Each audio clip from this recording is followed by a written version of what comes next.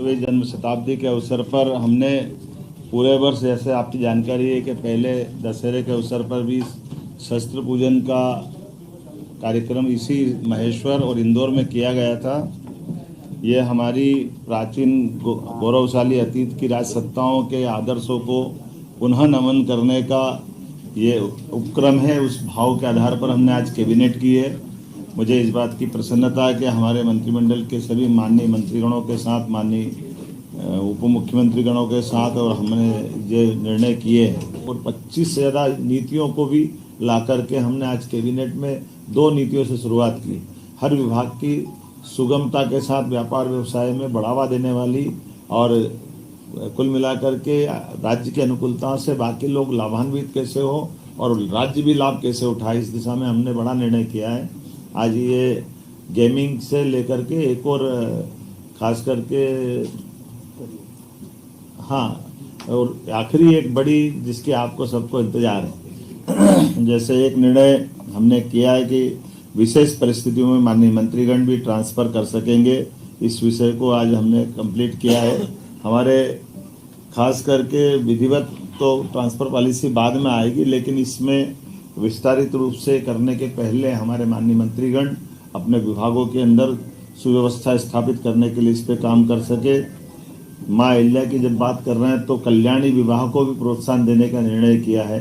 हमारी विधवा बहनें या परित्यक्ता बहनें अपना पुनर्जीवन एक विवाहित रूप में आगे निकाले, इसलिए मुख्यमंत्री कन्यादान योजना तो चलेगी, लेकिन खासकर हमारी सरकार इस दिशा में कल्याणी बहनों के जीवन को बेहतर बनाने की दिशा में पूरे प्रदेश में इस अभियान चला करके इसमें प्रति विवाह 2 लाख की धनराशि जो हमारी इस योजना का हिस्सा रहेगी, इस पे हम काफ़ी काम करने वाले हैं। भाव रहा है। इसी आधार पर डॉक्टर भीमराव सामाजिक विज्ञान विश्वविद्यालय को 25 करोड़ राशि देकर के हमने हमारी जो अंबेडकर विश्वविद्यालय महू में है, इसका विधि संकाय को और अन्य आधारभूत संरचनाओं के लिए ये राशि देने की घोषणा की है, जिस आधार पर हमारा अंबेडकर विश्वविद्यालय और अच्छा हो। आपकी सबकी जानकारी में रहेगा, डॉक्टर भीमराव अंबेडकर की जन्मस्थली महू है और हमारी सरकार भारतीय जनता पार्टी की पूर्ववर्ती सरकारों ने ही उस स्थान को एक तरह से तीर्थ स्थल के रूप में विकसित किया।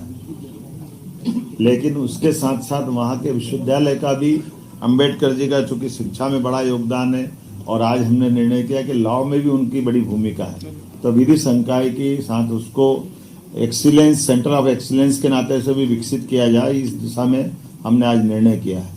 खासकर बीच में ऐसे निर्णय तो बहुत सारे हैं, जैसे हमने आज अपने 3 नए जिलों में हमने चिकित्सालय की बात की है तो पीएम एयर टैक्सी के माध्यम से कल जो आर्गन डोनेशन का बड़ा प्रयोग हुआ है भोपाल में, जहां हमने ग्रीन कॉरिडोर बनाकर जबलपुर से एयर टैक्सियों का उपयोग करते हुए दोनों तरह से ब्रेन और हार्ट ट्रांसप्लांट करने में सफलता पाई है। ये बड़ा निर्णय है।